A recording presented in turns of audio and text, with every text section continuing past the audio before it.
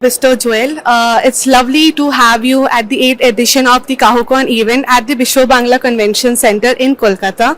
So my first question would be, how does Joint Commission International ensures that its accreditation standards effectively address the diverse healthcare needs and challenges faced by different regions and healthcare systems globally?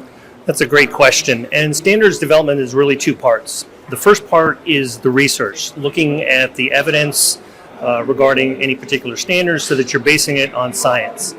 The second part then is involving worldwide expertise to look at the standards, vet them from the point of view of different countries. So as we develop them, we involve experts from around the world, and then we actually post them on our website for public comment. So any organization around the world can comment and help us adjust, and then we'll edit the standards based on that input and repeat that process a couple of times. So we get the input from various regions, so we're doing our best to account for all the differences, right? As you can imagine, international standards can be difficult when you look at Africa versus Asia versus the like, but we do our best as we can to involve the input in the editing and development process. That was lovely.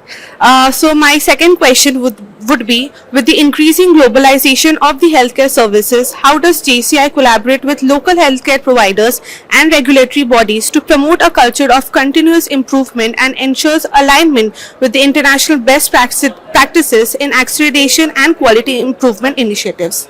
That's also a good question. It's a little more difficult to interact with the governing bodies. As I said earlier, using the evidence and involving organizations early on in the development helps. The next step is really relying on the institutions themselves to give us feedback both during the accreditation process. For example, if we have a standard that is totally not compliant with local regulation, we rely on that input and that feedback, and we'll adjust our standards and our survey process accordingly. So it's a little bit after the fact sometimes, but we aim to work very directly. And our new process is going forward, which is much more a continuous process and involvement with the organizations at all times. We'll have much more regular feedback and interaction.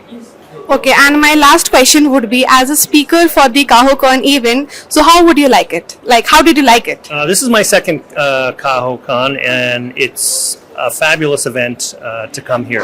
The energy level is off the charts. It's a lot of fun. It's a very young audience for the most part and very interactive. And so I always enjoy, even though it's only been 2 times, I really enjoy coming.